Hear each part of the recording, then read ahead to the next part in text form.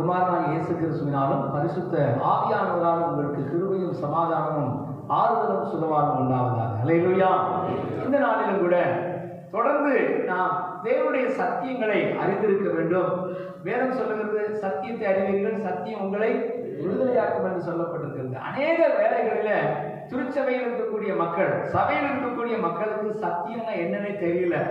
சபையினுடைய சட்டத்திட்டங்கள், சபையினுடைய சாக்கிரமந்துகள் தெரியாதபடினால யாரோ சொன்னதை, யாரோ பேசினதை, எங்கேயோ கேள்விப்பட்டதை அப்படியே ஃபாலோ பண்ணிட்டு இருக்கோம். அல்லேலூயா.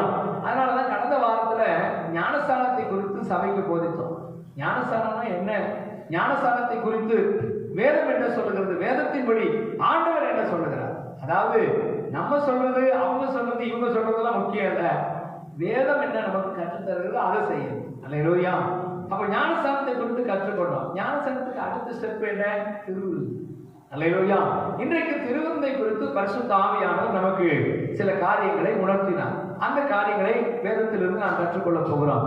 இந்த நாளின் செய்திக்கு ஆதாரமாக பரிசுத்த ஆவியானவர் எனக்கு தந்திருக்கிற வேத வசனம் யோவான் எழுதின சுவிசேஷம் 6ஆம் அதிகாரம் 51வது வசனம். யோவான் 6:51 வாசிக்க கேட்போம். நானே வானத்திலிருந்து இறங்கின அப்பம், இந்த அப்பத்தை புசிக்கிறவன் என்றென்றைக்கு பிழைப்பான். நான் கொடுக்கும் அப்பம் உலகத்தின் ஜீவனுக்காக நான் கொடுக்கும் என் மாம்சமே என்றார். அல்லேலூயா. நானே வானத்தில் இருந்து இறங்கின ஜீவ அப்பம், இந்த அப்பத்தை புசிக்கிறவன் என்றென்றைக்கும் பிழைப்பான் என்று எழுதப்பட்டிருக்கிறது. அல்லேலூயா. சத்தமா ஒரு அறிக்கையை சொல்லுங்க. ஆண்டவராகிய இயேசு கிறிஸ்து தன்னை குறித்து சொல்லும்போது தன்னை முக்கியப்படுத்தி சொல்லுகிறார், நானே வானத்தில் இருந்து இறங்கி வந்த அப்பம், இந்த அப்பத்தை புசிக்கிறவன், இந்த அப்பத்தை சாப்பிடுகிறவன் அவன் என்றென்றைக்கும் பிழைப்பான் அப்படின்னு ஆண்டவர் சொன்னார். என்ன இதற்குள்ள என்ன ரகசியம் இருக்கிறது, இதற்குள்ள ஆண்டவர் வைத்திருக்கக்கூடிய காரியம் என்ன அப்படின்னு சொல்லி நாம் பார்ப்போமானால், இதே யோவான் 6ஆம் அதிகாரம் 53, 54 ஆகிய வசனங்களில் இதனுடைய விளக்கம் சொல்லப்படுகிறது. யோவான் 6ஆம் அதிகாரம் 53, 54 ஆகிய வசனங்கள். அதற்கு இயேசு அவர்களை நோக்கி, நீங்கள் மனுஷகுமாரனுடைய மாம்சத்தை புசியாமலும் அவருடைய இரத்தத்தை பானம் பண்ணாமலும் இருந்தால் உங்களுக்குள்ளே ஜீவன் இல்லை என்று மெய்யாகவே மெய்யாகவே உங்களுக்கு சொல்கிறேன். என் மாம்சத்தை புசித்து என் இரத்தத்தை பானம் பண்ணுகிறவனுக்கு நித்திய ஜீவன் உண்டு. நான் அவனை கடைசி நாளில் எழுப்புவேன். அல்லேலூயா. இந்த வசனத்தில் அழகாய் சொல்லப்பட்டிருக்கிறது, என்னுடைய மாம்சத்தை புசித்து என் இரத்தத்தை பானம் பண்ணுகிறவனை கடைசி நாளில் நான் எழுப்புவேன். தேவனுடைய வருகையில, தேவன் வருகிற பொழுது, கர்த்தராகிய இயேசு கிறிஸ்து மத்தியாகத்தில் வருகிற பொழுது அவனை நான் எழுப்புவேன் என்று கர்த்தர் சொல்லுகிறார். அல்லேலூயா. பக்தனாகி யோபு சொல்லும்போது ஆண்டவராக இருக்கிற இயேசு கிறிஸ்துடைய இந்த வெளிப்பாட்டை, இந்த ரெவலேஷனை இந்த யோபு அறிந்திருந்தபடினால யோபு சொல்லுகிறார், என்னுடைய சரீரமும் என்னுடைய மாம்சமும் உருவழிந்து போனாலும், இந்த சரீரத்தில் இருக்கிற தோல் முதலாய் எல்லாம் அழுகி நாற்றம் எடுத்து போனாலும், ஒரு நாளில் ஆண்டவர் மத்திய ஆகாயத்தில் வருவார், பூமியின் மேல் வந்து நிற்பார். அப்பொழுது அந்நிய கண்கள் அல்ல, என் சொந்த கண்களால் அவரை நான் பார்ப்பேன். அல்லேலூயா. அப்ப யோபுக்கு ஒரு வெளிப்பாடு இருந்தது. எப்படி அப்படின்னு சொன்னா, ஒருவேளை இந்த சரீரம் உருவழிந்து போகிறது, இந்த சரீரம் நைந்து போகிறது, இந்த சரீரத்துல வியாதி வந்து விட்டது, அதனால இந்த சரீரத்தில் இருக்கக்கூடிய எல்லா காரியங்களும் அழுகி நாற்றம் எடுத்து இந்த பூமியிலே மண்ணோடு மண்ணாய் போக போகுது. போனாலும் ஆண்டவர் வரப்போகிறார், அவர் ஒரு நாள் பூமியின் மேல் வந்து நிற்பார். அப்பொழுது அந்நிய கண்கள் அல்ல, என் சொந்த கண்கள். அப்ப கண்ணை எங்க கொண்டு ஃபிட் பண்றது? கண்ணு எங்க இருக்குது? எல்லாருக்கும் முகத்துலதான் கண் இருக்கணும். இல்லையா? அப்ப முகம், அந்த கண்ணால பார்க்கணும்னு சொன்னா ஒரு சரீரம் தேவை. ஒரு சரீரத்தை தேவன் எழுப்புவார் என்பதை இந்த இயேசு கிறிஸ்துடைய சரீரத்திற்கு அடையாளமாக, அவருடைய சரீரத்துக்கு அடையாளமாக இருக்கக்கூடிய இந்த அப்பத்தை, அவருடைய ரத்தத்துக்கு அடையாளமா இருக்கக்கூடிய திராட்சை ரசத்தை நாம் பானம் பண்ணும்போது ஆண்டவர் சொல்றாரு, நான் அவனை கடைசி நாளில் எழுப்புவேன். அல்லேலூயா. இப்படி திருவிருந்துனா என்ன அப்படிங்கறத நம்ம புரிந்து கொள்வதற்காக நான் சொல்றேன். அவங்களை கிரிட்டிசைஸ் பண்ணணும், அவங்களை குற்றப்படுத்துவதற்காக நான் சொல்ல வரல. நம்முடைய வசதிக்காக, நம்முடைய வாய்ப்புக்காக நாம் விரும்புகிறபடி தேவனை வளைக்க விரும்பக்கூடாது. அவருக்கு விருப்பப்பட்டபடி நாம் வளையணும். அல்லேலூயா. இப்ப நமக்கு வசதி என்ன வசதி? எல்லாரும் இப்போ திருவிருந்து வந்து இப்ப திருவிருந்து கொடுக்குறோம், ஒவ்வொரு தட்டியா போய் நான் இது கொடுத்துட்டு எல்லாருக்கும் போய் போய் இது உங்களுக்காக பிற்கப்படுகிற இயேசு கிறிஸ்துவினுடைய சரீரம் சொல்றது ரொம்ப கஷ்டமா இருக்குது. அதனால மொத்தமா சப்பாத்தியை பீஸ் பண்ணி இதுல வச்சு 4 ஒன்று எடுத்துக்கோங்க அப்படின்னு சொல்லலாமா? சொன்னா நல்லா இருக்குமா? அது சரியா தப்பா? சரின்னு சொல்றது ஒரு அல்லையே சொல்லுங்க. யாருமே சரின்னு சொல்ல மாட்டேங்கிறீங்களே. அல்லேலூயா. என்னங்கிறதே தெரியாம சும்மா இது என்ன கோயில கொடுக்குற பிரசாதமா, இதை கொடுத்தா இதை சாப்பிட்டா நல்லது நடக்குதுன்னு நினைக்கிறீங்களா? வேதம் சொல்கிறது இது என்னுடைய சரீரம், என்னுடைய ரத்தம். இயேசு கிறிஸ்துவினுடைய சரீரம், அவருடைய ரத்தம் நமக்குள்ள வருது. அதுக்கு ஒரு உயர்நிலையிலான ஒரு அனுசரிப்பு, உயர்நிலையிலான ஒரு காரியம் அதில் இருக்க வேண்டும். எதை செய்கிறோமோ அதை உயர்நிலையில செய்ய வேண்டும் என்பதற்காக ஆண்டவர் இதை ஏற்படுத்தினார். அல்லேலூயா. பவுல் அப்போஸ்தலன் இதை குறித்து சொல்லுகிறார். பின்னால் நான் சொல்றேன். அப்போஸ்தலனாகிய பவுல் சொல்லும் பொழுது இதை நான் யாரிடத்தில் பெற்றுக்கொண்டேன்? கர்த்தரிடத்தில் பெற்றுக்கொண்டேன். அல்லேலூயா. அவர் பொய் சொல்லிப்பாரா, உண்மை சொல்லிப்பாரா? பவுல் அப்போஸ்தலன் எப்பங்க கர்த்தரிடத்தில் பெற்றுக்கொண்டிருக்க முடியும்? பவுல் அப்போஸ்தலனாகிய பவுல் இயேசு கிறிஸ்துவின் சீடர் இல்லையே. இயேசு கிறிஸ்துவோடு கூட 12 சீசர்கள் லிஸ்ட்ல பவுல் இல்ல. பவுல் அந்த காலத்துல இயேசு கிறிஸ்துவை எதிர்க்கிறவர்களா இருந்தாரு, எதிர்க்கிற கூட்டத்துல இருந்தாரு. அவர் எப்படி கர்த்தரிடத்தில் பெற்றுக்கொண்டிருக்க முடியும்? நீங்க கேட்கலாம், என்னையா கர்த்தரிடத்தில் பெற்றுக்கொண்டேன்னு சொல்றீங்க? கர்த்தர் எப்போ உங்ககிட்ட பேசினாரு? அந்த கடைசி அந்த 12 சீசர்களும் இப்ப பவுலை எதிர்க்கணும். நியாயமா பவுலை எதிர்த்து 12 பேரும் நாங்க அவர் கூட இருந்தோம். எப்போ? இயேசு கிறிஸ்து அந்த கடைசி இரவுல, வியாழக்கிழமை இரவுல, இயேசு கிறிஸ்து வெள்ளிக்கிழமை அவர் சிலுவையில் அடிக்கப்படுகிறதுக்கு முந்தின நாள் இரவுல இயேசு கிறிஸ்து செய்த அந்த அப்பம் பிட்ட நிகழ்ச்சியில பங்கு பெறவே இல்லை. ஆனா அப்போஸ்தலனாகிய பவுல் சொல்றாரு, நான் இதை கர்த்தரிடத்தில் நான் பெற்றுக்கொண்டேன். அல்லேலூயா. தெளிவா எழுதுறாரு. 1 கொரிந்தியர் 13 அதிகாரம், அதாவது 11 அதிகாரத்துல தெளிவா எழுதுறாரு அப்போஸ்தலனாகிய பவுல் தான். எதை குறித்து? அவர் காட்டி கொடுக்கப்பட்ட ராத்திரியிலே அப்பத்தை எடுத்து ஸ்தோத்திரம் பண்ணி அதை விட்டு, இது உங்களுக்காக விற்கப்படுகிற என்னுடைய சரீரம் என்று சொன்னார். நீ பாத்தியாங்க? நம்ம கேட்கலாம், நீங்க பாத்தீங்களா அப்படின்னா, எஸ், ஆண்டவர் அவருக்கு மறுரூபமாக்கப்பட்ட போது பவுல் அப்போஸ்தலன் மறுரூபமாக்கப்பட்ட சரீரத்தோடு கூட பரலோகத்துக்கு எடுத்துக்கொள்ளப்பட்டு பரலோகத்துல இந்த தரிசனங்களை எல்லாம் அவர் பார்த்திருந்தார். அல்லேலூயா. எனக்கு பார்த்தது மாதிரியே இருந்தார். அவர் காட்டி கொடுக்கப்பட்ட ராத்திரியிலே அப்படியே அவர் பாத்திரத்தை எடுத்து, இது எனக்கு உங்களுக்காக சிந்தப்படுகிற ரத்தம் என்று சொன்னார். அல்லேலூயா. இதெல்லாம் யாருக்கு கற்றுக் கொடுத்தாருன்னா, பவுல் அப்போஸ்தலனுக்கு சபைக்கு சொல்லுப்பா, தேசத்துக்கு சொல்லு, இந்த திருவிருந்துங்கிறது சாதாரணமான ஒரு காரியம் அல்ல. என்னோடு கூட இருந்த சீசர்கள் எல்லாம் 12 பேர் இது பஸ்காவினுடைய காரியம் நினைச்சிட்டு போயிட்டாங்க. உனக்கு நான் இதனுடைய முக்கியத்துவத்தை சொல்லி தருகிறேன், இதனுடைய மேன்மையை சொல்லி தருகிறேன். இந்த மேன்மையும் முக்கியத்துவத்தையும் சபைக்கு சொல்லுன்னு சொல்லி ஆண்டவர் பவுலுக்கு சொன்னதுனாலதான் பவுல் சபைக்கு நிறுவனத்தில் இருந்தது. அல்லேலூயா. அதனாலதான் இன்றைக்கு நான் உங்களுக்கு சொல்றேன், திருவிருந்தை குறித்து ஏளனமா நினைக்காம, திருவிருந்தை குறித்து சரியான அறிவு இல்லாம அதை எடுக்கவும் கூடாது, அதே நேரத்துல அதை எடுக்காம இருக்கவும் கூடாது. அல்லேலூயா. பைபிள் சொல்லுது, கடைசி நாளே நான் எழுப்புவேன். யார? திருவிருந்து எடுக்கிறவர்களை. அவ எடுக்காதவங்க சிலர் பாத்தீங்கன்னா ரட்சிக்கப்பட்டிருப்பாங்க, சபைக்கு வருவாங்க, ஞானஸ்நானம் எடுத்திருப்பாங்க, திருவிருந்துக்கு எல்லாரும் ஆயத்தமாகும் சொன்னா நைஸா பார்த்து உருவி உள்ள ஓடிடும், பின்னாடி போயிடுவாங்க. ஏன் அவங்க ஓடுறாங்க?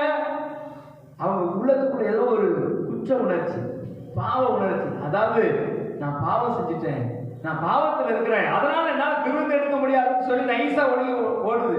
அந்த ஓடுற பார்த்து யாரு அப்படின்னு சொன்னா, அது கடைசியில எழுப்பாதுன்னா அந்த சரீரத்துக்குள்ள என்ன இல்ல, இயேசு கிறிஸ்துடைய சரீரமும் அவருடைய ரத்தமும் இல்லாததுனால கடைசி நாளில் இயேசு கிறிஸ்து மத்தியாகாயத்தில் வரும் பொழுது ஆண்டவர் எழுப்பும் போது அந்த சரீரம் என்ன செய்யாதான்?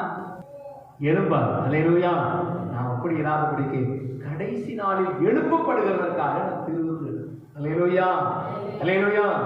ரத்தம் ஜெயம், ரத்தம் ஜெயம், கல்வாரி இயேசுவின் ரத்தம் ஜெயம், ஆரோக்கிய தேவனின் ரத்தம் ஜெயம், ரத்தம் ஜெயம், ரத்தம் ஜெயம், கல்வாரி இயேசுவின் ரத்தம் ஜெயம், ஆரோக்கிய தேவனின் ரத்தம் ஜெயம், எரிகிற குலத்தின் ரத்தம் ஜெயம், என்னாலும் ஜெயம் ரத்தம் ஜெயம், எரிகிற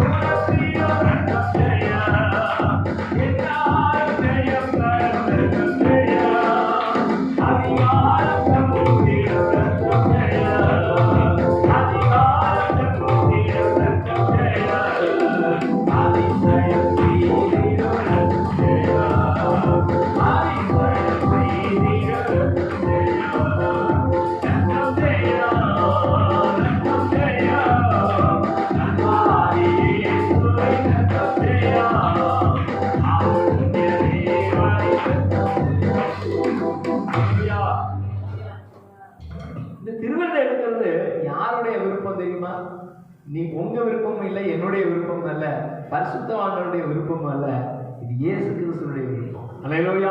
லூக்கா எழுதின சுவிசேஷம் 22ஆம் அதிகாரம் 15வது வசனத்தை வாசிக்கிற பொழுது வாசிப்போம். லூக்கா 22:15. அப்பொழுது அவர் அவர்களை நோக்கி, நான் பாடுபடுகிறதற்கு முன்னே உங்களுடனே கூட இந்த பஸ்காவை புசிக்க மிகவும் ஆசையா இருந்தேன். அல்லேலூயா. பாருங்க, இயேசு கிறிஸ்து பல முறை சாப்பிட்டிருக்கிறார், பல வீடுகளில் விருந்து சாப்பிட்டிருக்கிறார். என்ன அப்படின்னு சொன்னா, மார்த்தார் மரியாளுடைய வீட்டுல போய் அவர் உட்கார்ந்து பேசிட்டு இருக்கிறாரு. மரியாளோ இயேசு கிறிஸ்துடைய பாதத்தின் அருகே உட்கார்ந்து வசனத்தை கேட்கிறார். மார்த்தாலோ பற்பல வேலைகளை செய்கிறதுல மும்முரமா இருந்தா. என்ன செஞ்சிருக்காங்க? ஒருவேளை இயேசு கிறிஸ்துக்கு நல்ல ஒரு விருந்து தயாரித்து கொடுத்திருக்கலாம். அல்லேலூயா. இயேசு கிறிஸ்து சகேயுடைய வீட்டுக்கு போனாரு, அங்க போய் சாப்பிட்டாரு. அங்க போய் சாப்பிடும்போது சகேவை குறித்து ஜனங்களுக்கு தெரியும். சகேவு யாரு? ஒரு பாவியான மனுஷன். இந்த பாவியான மனுஷன் வீட்டுல வந்து இவர் சாப்பிடுறாரு. என்ன மனுஷயா இவர்? இவரெல்லாம் தீர்க்கதரிசியா? இவருக்கு இவனை பத்தி தெரியலையே நினைச்சாங்க. அப்பெல்லாம் சாப்பிட்டதை காட்டிலும் இயேசு கிறிஸ்து சொல்றாரு பாருங்க. அப்பொழுது அவர் அவர்களை நோக்கி, நான் பாடுபடுகிறதுக்கு முன்னே உங்களுடனே கூட இந்த பஸ்காவை புசிக்க மிகவும் ஆசையா இருந்து. அல்லேலூயா. சத்தமா நல்ல சொல்லுகிறேன். இப்ப நம்ம திருந்து எடுக்கும் போது நம்ம கூட யார் உட்கார்ந்து இதை கூட சாப்பிடுறாரு அப்படின்னு சொன்னா, யாரு கூட இருக்கிறார்? நம்ம கூட யார் இருக்கிறாங்க? இயேசப்பா நம்ம கூட இருக்கிறார். அல்லேலூயா. இந்த பஸ்காவை புசிக்க அவர் ஆசையா இருக்கிறார். அவருடைய ஆசை, மனுஷனுடைய ஆசை அல்ல, திருச்சபை தலைவர்களுடைய ஆசை அல்ல, என்னுடைய ஆசை அல்ல, உங்களுடைய. நீங்க ஆசைப்படுறதுனாலயோ நான் ஆசைப்படுறதுனாலயோ, திருச்சபை தலைவர்கள் முன்னோர்கள் ஏற்படுத்தி வைத்த நியமம் என்பதனால அல்ல. இது யாரால ஏற்படுத்தப்பட்ட நியமம்? கர்த்தராகிய இயேசு கிறிஸ்துவினாலே. அல்லேலூயா. ஆசைகளை மனுஷன் எப்படி வச்சிருக்கிறான் அப்படின்னு சொன்னா, அடைய முடியாததின் மேல, கிடைக்காததின் மேலதான் ஆசை வச்சிருக்கேன். அல்லேலூயா. ஒருத்தர் சொல்றான், நான் என்னுடைய காதலிக்காக நிலாவையே பிடிச்சு கொண்டு வந்து கொடுப்பேன். என்னவா? நிலாவை பிடிச்சு கொண்டு வந்து கொடுப்பாரு. அல்லேலூயா. பிடிக்க முடியுமா நிலாவை? சும்மா நம்ம ஆளுங்க என்ன செய்யுது? கதை விடுறது. நான் அப்படி அதை செஞ்சிருவேன், இதை செஞ்சிருவேன். ஒண்ணுமே செய்ய முடியாது. அந்த ஆசையெல்லாம் நிறைவேறாது. ஆனா வேதம் சொல்லுகிறது பாருங்க, ஆண்டவராகிய இயேசு கிறிஸ்து நம்மோடு கூட இந்த பஸ்காவை புசிக்க அவர் ஆசையா இருந்தார். அல்லேலூயா. திருந்து எடுக்கிறது யாருடைய ஆசை? இயேசப்பாவுடைய ஆசை. அல்லேலூயா. அவருடைய விருப்பம், அவருக்கு பிரியம், அவருக்கு சித்தம். அதனாலதான் நம்மோடு கூட சேர்ந்து இந்த பஸ்காவை புசிக்கும்படியாக ஒவ்வொரு திருவிருந்து ஆராதனையிலும் தேவனாகிய கர்த்தர் பிரசன்னனாய் நம் மத்தியிலே வருகிறார் என்ற விசுவாசத்தோடு கூட அதை புசிக்கணும். அல்லேலூயா. சும்மா இது திருந்து கொடுக்குறாங்க, நாக்கு நீட்டி வாங்கிடக்கூடாது. கையை நீட்டி வாங்கி அந்த கப்பன் கையில இருந்து வாயில போடுற அந்த கதை கிடையாது. இது இயேசு கிறிஸ்து நம்ம கூட உட்கார்ந்து என்ன செய்யறாரு? இந்த பந்தியில அவர் உட்கார்ந்து இருக்கிறாரு. அவர் நம்மோடு கூட இதை புசிக்க ஆசையா இருக்கிறார். அதனால இயேசு கிறிஸ்துடைய ஆசையை என்ன செய்யணும்? கண்டிப்பா நிறைவேற்றணும். அல்லேலூயா. எடுக்காம வெளியில போற ஒவ்வொருத்தருக்கும் நான் சொல்ற காரியம், நீங்க உங்களுக்காக அல்ல, உங்க குடும்பத்தாருக்காக அல்ல, மனைவி சொன்னாங்கன்றதுக்காக அல்ல, கணவர் சொன்னாங்கன்றதுக்காக அல்ல, பாஸ்ட் வருத்தப்படுவாருக்காக அல்ல, இயேசப்பாவுக்காக திருவுங்க. அல்லேலூயா. சத்தமா வெளியில சொல்லுங்களேன். எந்த வாரம் ஒரு திருவிருந்து ஆராதனை நம்ம மிஸ் பண்றோம் அப்படின்னு சொன்னா, இயேசப்பாவை நம்ம நெக்லெக்ட் பண்றோம்னு அர்த்தம், அவமானப்படுத்துறோம்னு அர்த்தம். இயேசு கிறிஸ்துவை நம்ம என்ன செய்யறோம்? மதிக்காம போறோம்னு அர்த்தம். அப்ப திருவிருந்து ஆராதனையில உட்காராம வெளியில போறோம்னா யார மதிக்கல? பாஸ்டுக்கெல்லாம் ஒண்ணு கிடையாது. பாஸ்டுக்கு இதை பத்தி ஒரு பிரச்சனை இல்லை. பாஸ்டர் மதிக்கலன்னு நினைச்சிடாதீங்க. யார மதிக்கல? இயேசப்பாவை மதிக்கல. அல்லேலூயா. சத்தமா வெளியில சொல்லுங்களேன். உமக்கு பிரியமானதை செய்ய எனக்கு கற்றுத்தாரும் தெய்வமே, உமக்கு பிரியமானதை செய்ய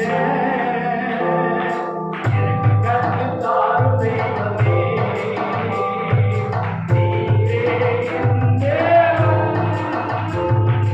உம் நல்ல பரிசுத்த ஆவியானவர் உம்மையான வழியிலே நடத்த வேண்டுமே, உம்மையான வழியிலே நடத்த வேண்டுமே.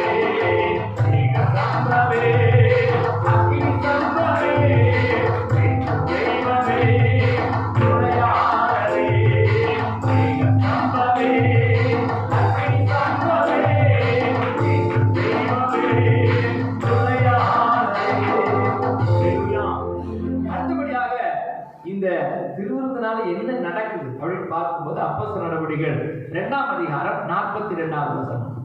அப்போஸ்தலர் நடவடிக்கைகள் 2:42. அவர்கள் அப்போஸ்தலருடைய உபதேசத்திலும் அந்நியோன்யத்திலும் அப்பம் பிட்குதலிலும் ஜெபப்படுதலிலும் உறுதியாய் தரித்திருந்தார்கள். அல்லேலூயா. விசுவாசிகளுக்குள்ள, தேவ பிள்ளைகளுக்குள்ள ஐக்கியத்தையும் அந்நியோன்யத்தையும் ஏற்படுத்துகிறதற்காக செய்யப்பட்டதுதான் திருவிருந்து. அல்லேலூயா. சத்தமா ரலிலே சொல்லுங்களேன். ஏன் இயேசு கிறிஸ்து 12 சீசனை உட்கார வச்சு சாப்பிட வச்சார் தெரியுமா? அந்த திருவிருந்துல இந்த 12 பேரும் 12 டைப்பா இருந்தாங்க. 12 பேர் எப்படி இருந்தாங்க? 12 டைப்பா இருந்தாங்க. அதாவது ஒரு பாஸ்டர் சொன்னாரு, பாஸ்டர் 10 பேர் இருக்கிற சபையிலேயே 10,000 பிரச்சனை இருக்குது. அப்ப 10,000 பேர் இருக்கிற சபையில 10 பேர் இருக்கிற சபையில எவ்வளவு இருக்குன்னா 10,000 பிரச்சனை இருக்குதுன்னா 10,000 பேர் இருக்கிற சபையில எவ்வளவு பிரச்சனை இருக்கும். அதனால எங்களுக்கு சபைக்கு ஆட்களே வேண்டாம் பாஸ்டர். அல்லேலூயா. ஏன்னா சபைக்குள்ள இருக்கக்கூடிய விசுவாசிகளுக்குள்ள ஒரு அந்நியோன்யத்தை ஏற்படுத்தணும், ஒரு ஐக்கியத்தை ஏற்படுத்தணும், ஒருவருக்கு ஒருவர் அன்பு பாராட்ட, ஒருவருக்கு ஒருவர் நேசம் பாராட்ட, நாம் ஒரே குடும்பம் என்கிற மனதை ஏற்படுத்த, ஒரே குடும்பத்தினுடைய பிரஜைகள், ஒரே குடும்பத்தினுடைய பிள்ளைகள் என்ற மனநிலையை ஏற்படுத்த, ஐக்கியத்தை ஏற்படுத்த இந்த திருவிருந்தை கர்த்தர் கொண்டு பண்ணினார். அல்லேலூயா. இயேசு கிறிஸ்துவின் சீசன்ல எப்படி இருந்தாங்க? பேதுரு எப்ப பார்த்தாலும் இயேசு கிறிஸ்துவோடு கூடவே இருந்தான். பேதுருக்கு எப்பவுமே எப்படி என்ன ஒரு மனநிலைன்னா, நான் தான் எப்பவும் யார் கூட இருக்கணும்? இயேசு கிறிஸ்து கூட. அல்லேலூயா. எப்ப பார்த்தாலும் இயேசுவோடு கூடவே இருக்கிறான். இயேசு எங்க போனாலும் பேதுரு கூட இருப்பார். இயேசு கடைக்கு போனா அங்க இருப்பாரு, சாப்பிட போனா அங்க இருப்பாரு, கல்யாண வீட்டுக்கு போனா அங்க இருப்பாரு, சாவு வீட்டுக்கு போனா அங்கேயும் இருப்பாரு, எங்க போனாலும் கூடவே இருப்பாரு. அதனால இந்த கூட இருக்கக்கூடிய மற்ற ஆளுங்களுக்கு பேதுரு மேல ஒரு எரிச்சல். எப்ப பார்த்தாலும் இவன் என்ன எதுக்கு எடுத்தாலும் பாஸ்டர் பாஸ்டர்னே சொல்லிட்டு இருக்கிறான். பாஸ்டர்பா பாஸ்டர் பாடுறான். நாங்களும் அப்படியே சொல்றோம். அல்லேலூயா. ரொம்ப ஒட்டிட்டு இருக்கிறவங்கள பார்க்கும்போது இந்த ஒட்டாம இருக்கிறவங்களுக்கு கொஞ்சம் வயிற்றுச்சல் இருக்குதான் செய்யும். அல்லேலூயா. அவன் என்ன பண்ணுவான்? எப்படியாவது இவங்க ஐக்கியத்தை குலைக்கணுமே, இவனை எப்படியாவது பிரிக்கணுமே அப்படின்னு சொல்லிட்டு வந்து சொல்லுவான், ஏய் நீ என்ன பாஸ்டர் பாஸ்டர் சொல்லிட்டு இருக்கிற, உன் பர்த்டேக்கு அவர் விஷ் பண்ணார. அல்லேலூயா. பாஸ்டருக்கு பர்த்டேக்கு விஷ் பண்ணணும்னா ஒரு நாளைக்கு 50 பேருக்கு நான் எனக்கு ஃப்ரெண்ட்ஸு இந்த வட்டாரங்களில் ஒரு நாளைக்கு எவ்வளோ பேருக்கு நான் விஷ் பண்ணணும்? 50 பேருக்கு விஷ் பண்ணணும். அப்போ டெய்லி நான் 50 பேருக்கு ஃபோன் பண்ணி பிறந்தநாள் வாழ்த்துட்டேன், பிறந்தநாள் வாழ்த்துட்டேன். ஒன்று செய்யலாம், ரெக்கார்டிங் பண்ணி மொத்தமாக பிறந்தநாள் வாழ்த்துக்கள்னு சொல்லிட்டு 50 பேருக்கு தட்டி விட்டுருவோம். அல்லேலூயா. பாஸ்டர் ஒவ்வொருத்தரையா பார்த்து பார்த்து பிறந்தநாள் வாழ்த்து சொல்றதுக்கு பாஸ்டர் என்ன செய்ய முடியாது, நேரத்தை செலவு பண்ண முடியாது. ஆனா மக்கள் மனநிலை என்னன்னா, உனக்கு பிறந்தநாள் வாழ்த்து சொன்னாரா, நாங்களாம் பிறந்தநாள் வாழ்த்து சொல்றோம். ஒரு பிறந்தநாள் வீடியோ ஒன்று போட்டிருந்தாங்க, நான் அதை டவுன்லோட் பண்ண மறந்துட்டேன். எத்த சித்தமான அந்த ஆராதனையில் போடுவோம் பாருங்க. நண்பர்கள்லாம் சேர்ந்து ஒருத்தருக்கு பிறந்தநாள் கொண்டாடுறாங்க. ஒருத்தர் பைக் நல்லா ஒருத்தர் பைக்கில் கூட்டிட்டு வந்து கொலை பண்ண கதை. கூட்டிட்டு வந்து நடு ரோட்ல பைக்கை நிறுத்தி அந்த பைக்கில் கேக்க வச்சு அந்த கேக்க வெட்ட சொல்றாங்க. ஹாப்பி பர்த்டே பாட்டெல்லாம் பாடுறாங்க. கேக்க வெட்டும் போது அந்த பிறந்தநாள் கொண்டாடுற பையனை மண்டையை பிடிச்சி கேட்கிற ஒரே அமுக்கு. அந்த கேக்கில் அமுக்கணும்னு என்ன ஆகும்? மூச்சு திணறுமா, மூக்குக்குள்ளெல்லாம் கேக் போகுமா, அதுவும் போக அப்படியே விடலை. அந்த இதில் கிரீமெல்லாம் எடுத்து மூஞ்சிலெல்லாம் பூசி அவனை நல்லா அடின்னு அடிச்சு இவங்க பிறந்தநாள் கொண்டாடுறாங்களாம். நல்ல ஆமா, அடின்னு அடிச்சு முதுகுலாம் குத்தி அந்த ஒரு இது வெடிக்கிறாங்க பாருங்க. அந்த டொம்முன்னு வெடிச்ச உடனே இந்த இதெல்லாம் பறக்குது பாருங்க. அதெல்லாம் வச்சு அதை வெடிச்சு அந்த இதை வச்சுட்டு அடிக்கலாம். அவன் டப்பு டப்பு டப்புன்னு அடிச்சு அப்படியே கடைசியில் செத்தே போயிடும் கீழே. அதுக்கப்புறம் அவன் படுக்கையில போட்டு அதுக்கப்புறம் நெஞ்சில காது வச்சு கேட்கறாங்க, ஹார்ட் பீட் இருக்குதா? இது பிறந்த நாள் கொண்டாட்டமா? அல்லேலூயா. கேக் எதுக்கு வாங்குறது தெரியுமா? பிறந்த நாளைக்கு மூஞ்சில பூசுறதுக்கு இல்லை. மூஞ்சில பூசுறதுனா நீங்க போங்க கடையில, அந்த கேக் கடைக்காரங்க போயிட்டு எப்பா கொஞ்சம் ஒரு 1/4 கிலோ கிரீம் மட்டும் கொடு. கேக்கே வேண்டாம், 1/4 கிலோ கிரீமை வாங்கி மொத்தமா அந்த கிரீமை ஒரு தட்டில் வச்சுக்கிட்டு அவன் மூஞ்சில பூசி விடுங்க, முடிஞ்சு போச்சு. அந்த கேக்கை சாப்பிட விடாம பிசாசனுடைய தந்திரம். பிசாசு அந்த கேக்கை சாப்பிடக்கூடாது, இவங்க அந்த இனிப்புல, அந்த சந்தோஷத்துல, அந்த மகிழ்ச்சியில இவங்க பங்கு பெறக்கூடாது. அதனால வித்தியாசமா அதை மாத்தணும்னு சொல்லி ரொம்ப எக்ஸ்ட்ரீமா அவர் மேல என்ன செய்யறாங்களாம், ஃப்ரெண்ட்ஸ் எல்லாம் சேர்ந்து அவருக்கு கொண்டாடுறாங்களாம். அதுக்கு பேர் பர்த்டே பம்பம் அடிக்கிறாங்க. ஒருத்தன் முட்டியை வச்சுட்டு இப்படி என்ன செய்யறான், இப்படி குத்துறான். கேட்டா பர்த்டே பம்ப். அது பேரு என்ன பம்பு? பைப் நம்ம வீட்டுல ஒரு தண்ணி பம்பு இல்ல, பர்த்டே பம்பா அடிக்கலாம். கடைசியில் அவன் செத்தே போயிட்டான். அல்லேலூயா, சத்தமா அல்லேலூயா சொல்லுங்களேன். இது ஐக்கியத்தை ஏற்படுத்துமாங்க? இந்த மாதிரி ஒரு பர்த்டே கொண்டாடிட்டு அடுத்த வருஷம் பர்த்டே கொண்டாட போறோம், மச்சான் நீ வான்னு சொன்னா அவன் வருவானா? ஆஹா, போனா நம்மளை கொலையே பண்ணிடுவானுங்க. போன வருஷம் இவனோட தப்பிச்சதே பெரிய விஷயம், அவன் தலை தெறிக்க ஓடிடுவான். ஆனா என்ன அப்படின்னு சொன்னா, பிசாசு கடைசி காலத்துல என்ன செய்யுது? இதுதான் ஐக்கியம் சொல்றது. எது ஐக்கியமோ ஐக்கியத்தை விட்டுட்டு ஐக்கியம் இல்லாத காரியத்தை ஐக்கியம் என்று காட்டுகிறது. காரணம் என்னன்னா, பிசாசுடைய காரியங்கள் இந்த உலகத்துல நடைபெற வேண்டும், பிசாசுடைய திட்டம் நிறைவேறணும்னா இதுதான் ஐக்கியம், இதுதான் சந்தோஷம், இதுதான் மகிழ்ச்சி. அல்லேலூயா. ஆனா விசுவாசிகளுக்கு எது மகிழ்ச்சி தெரியுமா?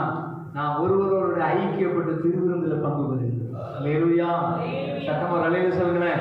ஒரே அப்பத்தையும் ஒரே பாத்திரத்திலும் பானம் பண்ணுகிற நமக்குள்ள என்ன வரணும்? ஐக்கியமும் அந்யோன்யமும் வர வேண்டும் என்பதற்காக இயேசு கிறிஸ்துவினால் ஏற்படுத்தப்பட்டதுதான் இந்த திருவிருந்து. அல்லேலூயா. இந்த விசுவாசிகளை இதை திருவிருந்தை யார் எடுக்கலாம்? இப்ப பாத்தீங்கன்னா இவன் திருவிருந்து எடுக்கிறதுக்கு யார் திருவிருந்து எடுக்கலாம் அப்படின்னு சொன்னா, ஆவிக்குரிய சபையில ஒரு சட்டம் இருக்கு. என்ன அப்படின்னா, திருவிருந்து எடுக்கிறவர்கள் என்ன செய்யணும்?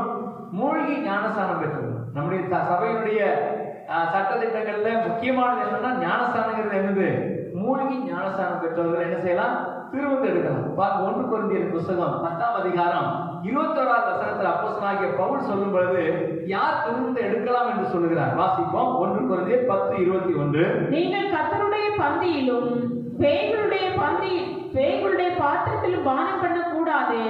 நீங்கள் கர்த்தருடைய போஜன பந்திக்கும் பேய்களுடைய போஜன பந்திக்கும் பங்குள்ளவர்களா இருக்க கூடாதே. அல்லேலூயா. இங்க நாம் பார்க்கிறோம் முந்தின வசனத்தையும் வாசிக்கிறோம், 20வது வசனத்தையும். அஞ்ஞானிகள் பலியிடுகிறவைகளை தேவனுக்கு அல்ல பேய்களுக்கே பலியிடுகிறார்கள் என்று சொல்லுகிறேன். நீங்கள் பேய்களோட ஐக்கியமாய் இருக்க எனக்கு மனதில்லை. அல்லேலூயா. அப்ப அவிசுவாசிகள் இதுல பங்கு பெறக்கூடாது.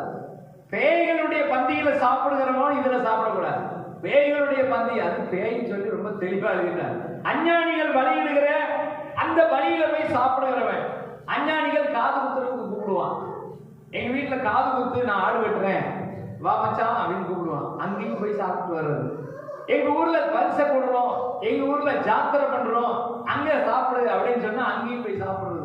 எங்க மச்சான் கூப்பிட்டாரு, எங்க மாமா கூப்பிட்டாங்க, எங்க சித்தப்பா கூப்பிட்டாங்க, நான் போகலன்னா அவர் என்ன செஞ்சிருவாரு? செத்து போயிருவாரு. அப்படியா? அல்லேலூயா. என்னைக்காவது யாராவது அந்த மாதிரி செத்து போயிருக்காங்களா? நான் மட்டும் போகல, எங்க மச்சான் ஜாத்திரைக்கு கூப்பிடுறாரு, பண்டிகைக்கு கூப்பிடுறாரு, அப்பாவுக்கு கூப்பிடுறாரு, அப்பாவுக்கு அப்பேக்கா, ஆமா அப்பேக்கு கூப்பிடுறாரு, போகலன்னா அவர் செத்து போயிருவாங்க. யாராவது செத்து போயிருக்காங்களா? சாகவே மாட்டாங்க. அல்லேலூயா. வேணா என்ன, உங்களுக்கு வச்சிருக்கிற மட்டனை சேர்த்து இன்னும் நல்லா அடிச்சு விட்டு நல்லா தூங்குவார். அல்லேலூயா. இவன் நம்மால என்ன செய்யறது? அவங்கள ப்ளீஸ் பண்றாங்களாமா. பேய்களுடைய பந்தியிலையும் சாப்பிடுறது, கர்த்தருடைய பந்தியிலையும் சாப்பிடுறது, இதுதான் அஞ்ஞானிகள் செய்கிறார். அப்படி செய்யக்கூடாது. எப்படிதான் சாப்பிடணும்? கர்த்தருடைய பந்தியில சாப்பிடுறது. பேய் பந்திக்கு போகக்கூடாது. அல்லேலூயா.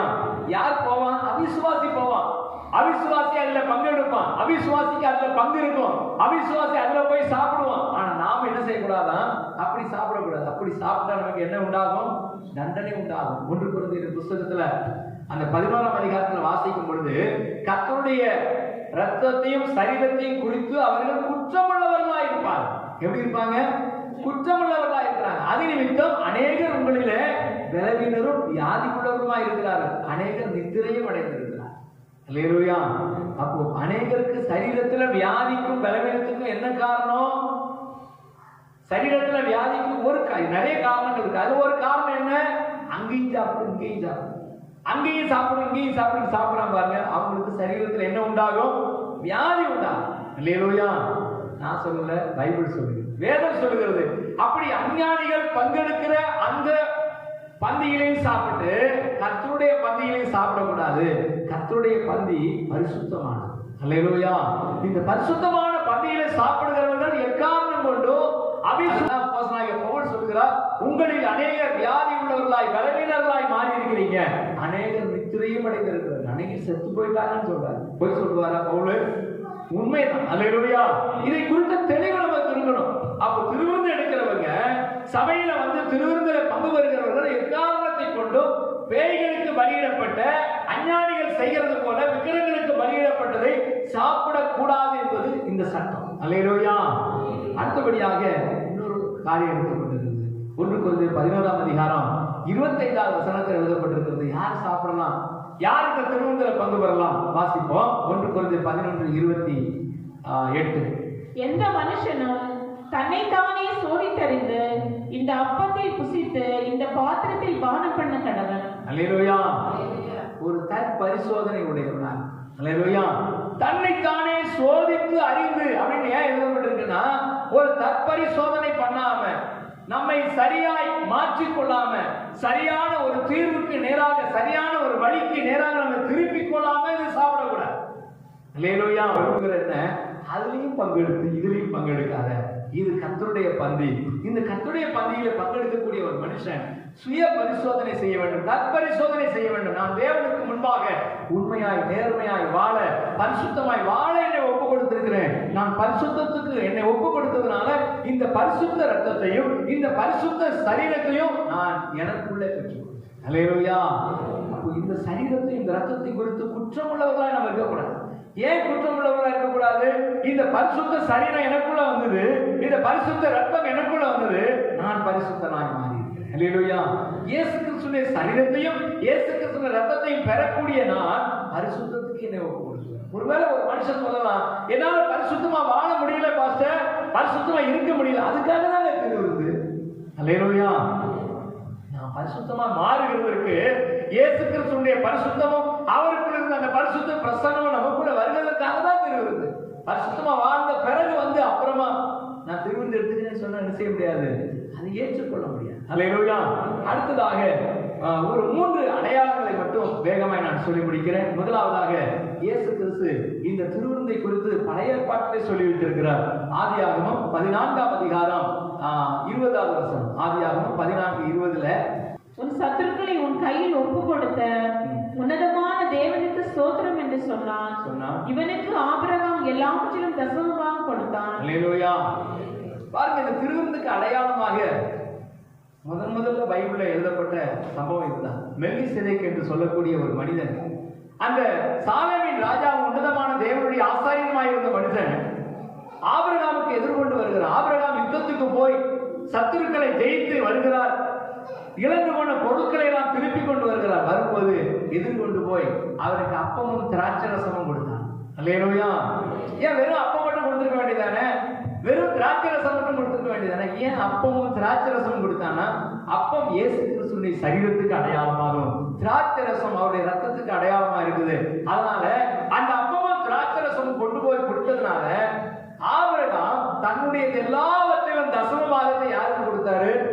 அந்த சாலேமின் ராஜாவாகிய மெல்கிசேதேக்கு கொடுத்தார். அல்லேலூயா. அப்ப திருவிருந்து எடுக்கிறதுக்குள்ள ஒரு ரகசியம் இருக்குது. எங்க நம்ம திருவிருந்து எடுக்கிறோமோ அங்க என்ன செய்யணும்? தசமபாகம் கொடுக்கணும். அல்லேலூயா. அடுத்த இன்னொரு காரியம், ரூத்தின் புஸ்தகம் 2ஆம் அதிகாரம் 14வது வசனத்துல, ரூத் 2:14 வாசிக்கிறோம். பின்னும் போவாஸ் சாப்பாட்டு வேளையில் அவளை பார்த்து, நீ இங்கே வந்து இந்த அப்பத்திலே புசித்து காடியிலே உன் துணிக்கையை தோய்த்துக்கொள் என்றான். அப்படியே அவள் அறுப்பறுக்கிறவர்கள் அருகே உட்கார்ந்தாள். அவளுக்கு வறுத்த கோதுமையை கொடுத்தான். அல்லேலூயா. அல்லேலூயா. இங்க பாருங்க, போவாஸ் என்று சொல்லக்கூடிய ஒரு மேன்மையான ஒரு மனிதன் ரூத்தை அழைக்கலாம். ரூத் கிட்ட சொல்றா, நீ இந்த அப்பத்தை புசித்து இந்த காடியிலே, காடினா அது ஒரு திராட்சரசத்தினுடைய ஒரு பகுதி, இந்த காடியிலே உன்னுடைய அப்பத்தை துவைத்துக் கொள்ளுன்னு சொல்றா. அப்படின்னா என்ன அர்த்தம்? ரூத் யாரு? நாம. போவாஸ் யாரு? இயேசு. அல்லேலூயா. இயேசு கிறிஸ்து ரூத்தை அழைக்கிறார். போவாஸ் ஆகிய அந்த இயேசு கிறிஸ்து ரூத் ஆகிய நம்மை அழைக்கிறார். எதுக்காக? இந்த அப்பத்திலே புசித்து இந்த பாத்திரத்திலே பானம் பண்ணு. அல்லேலூயா. அடுத்ததாக கடைசியாக மத்தேயு சுவிசேஷம் 12ஆம் அதிகாரம் 4வது வசனத்திலே ஒரு காரியம் சொல்லப்படுகிறது. அப்போ மத்தேயு 12:4, அவன் தேவனுடைய வீட்டில் பிரவேசித்து ஆசாரியன் தவிர வேறொருவரும் புசிக்கத்தகாத தேவ சமூகத்து அப்பங்களை தானும் தன்னோடு இருந்தவர்கள் புசித்தார்களே. அல்லேலூயா. இங்க தாவீதை குறித்து எழுதப்பட்டிருக்கிறது. தாவீது தேவ சமூகத்திலே போய் விடாய்த்து போன நிலையில, விடாய்த்து போனா ரொம்ப சோர்வடைகிற நிலையில தேவ சமூகத்து அப்பங்களை புசித்தார். இவைகள் எல்லாம் அடையாளங்கள். பழைய ஏற்பாட்டிலேயே இந்த திருவிருந்தை குறித்து பல அடையாளங்கள் சொல்லப்பட்டிருக்கிறது. ஆனா புதிய ஏற்பாட்டில் இது நமக்கு ஒரு நியமமாய் வைக்கப்பட்டிருக்கு. அல்லேலூயா. திருவிருந்து இருக்கிறதுனால என்ன ஆசீர்வாதம், திருவிருந்து எடுக்கிறனால என்ன கிடைக்கும், யார் எடுக்கலாம், எதற்காக எடுக்கிறோம், எல்லாத்தையும் நம்ம புரிந்து கொள்ளணும். அல்லேலூயா. புரிஞ்சவங்க ஒரு அல்லேலூயா சொல்லுங்க. புரிஞ்சு போனவங்க அல்லேலூயா. புரிஞ்சு போச்சுன்னு யாரும் நினைக்காதீங்க. புரிஞ்சு இருக்கணும். எல்லாரும் மனசுல என்ன இருக்கணும், திருவிருந்தை குறித்து ஒரு தெளிவு இருக்கு. சும்மா திருவிருந்து எடுக்கிறாங்க. ஏன்னா இந்த வாரம் முதல் வாரம் இன்னைக்கு திருவிருந்து கொடுக்கணும்னு தான் நினைச்சேன். அதுக்கப்புறம் தான் யோசிச்சு பார்த்தா வருகிற புது வருஷ ஆராதனையில 31ஆம் தேதி இரவுல, இந்த மாதத்தினுடைய 31ஆம் தேதி இரவுல நமக்கு திருவிருந்து ஆராதனை இருக்கு. அதனால இந்த மாதத்திலே 2 திருவிருந்து கொடுத்த மாதிரி இருக்கக்கூடாதுன்றதுக்காக இன்னைக்கு நிறுத்திட்டோம். நம்ம வருகிற இந்த 31ஆம் தேதி இரவுல இந்த புது வருஷ ஆராதனையில திருவிருந்து நம்ம கொடுக்க போகிறோம். அந்த திருவிருந்துல கால்களை கழுவி, கால் கழுவுறதுல இயேசு கிறிஸ்து அவருடைய சீசர்களோடு கூட கால்களை கழுவி தன்னுடைய தாழ்மையை வெளிப்படுத்தினார். அதே போல நாமும் கால்களை கழுவி திருவிருந்து எடுக்கிறோம். அல்லேலூயா. எனவே அந்த திருவிருந்துக்கு நாம் ஆயத்தமாகவும் கர்த்தர் நம்மை ஆசீர்வதிப்பார். முழங்கால் படிக்கிறோமா? எல்லா கண்களும் முடிச்சு பரிசுத்தமுள்ள எங்கள் பிதாவே, உம்மை துதிக்கிறோம், உம்முடைய நாமத்தை மகிமைப்படுத்துகிறோம்ப்பா. இந்த கால வேளையில பரிசுத்த ஆவியானவர் தாமே திருவிருந்தை குறித்து, திருவிருந்தின் ரகசியங்களை குறித்து அப்போஸ்தலனாகிய பவுலுக்கு வெளிப்படுத்தினது போல எங்களுக்கு வெளிப்படுத்தி சொன்ன காரியங்களுக்காக உங்களுக்கு சோத்திரமப்பா. கர்த்தருடைய ஆவியானவர் தாமே இந்த நாளிலும் ஆண்டவரே எங்களோடு கூட பேசின வார்த்தைகளுக்காய் சோத்திரம். உங்களுடைய வல்லமை, உங்களுடைய மகிமை, உங்களுடைய பிரசன்னம் ஆண்டவரே எங்களோடு கூட தங்கி இருக்கும்படியாக இயேசு கிறிஸ்துவின் சரீரத்தையும் அவருடைய அப்பத்தையும் புசித்து பானம் பண்ணி கடைசி நாளிலே கர்த்தரைகளை எழுப்பும்படியாய் அவருடைய ஜீவனைகளுக்குள்ளே காணப்படும்படியாய் தேவரை ஏற்படுத்தின நல்ல நியமத்துக்காக உங்களுக்கு சோத்திரமப்பா. நாங்கள் வரும் நாட்களில் திருவிருந்து எடுக்கிற பொழுது இந்த உணர்வோடு கூட இந்த பரிசுத்த நியமத்தை கை கொள்கிறோம் என்ற உணர்வோடு கூட திருவிருந்து எடுக்க எங்களுக்கு இருக்கிறவை தான். நீர் அப்படியே செய்வதற்காக நன்றி சொல்லுகிறோம். இயேசு கிறிஸ்துவின் உன்னதமான நாமத்தில் எடுக்கிறோம் நல்ல பிதாவே. அல்லேலூயா. நீங்கள் தொடர்பு கொள்ள வேண்டிய எங்கள் முகவரி: இயேசு நம்மோடு சபை, எண் 54/1, இந்திரா நகர், தென்கனிக்கோட்டை. தொலைபேசி எண்கள் 9865152111, 9965157399. Our address: இயேசு நம்மோடு சபை, number 54/1, Indira Nagar, Denkanikottai. Phone numbers 9865152311, 9965157399.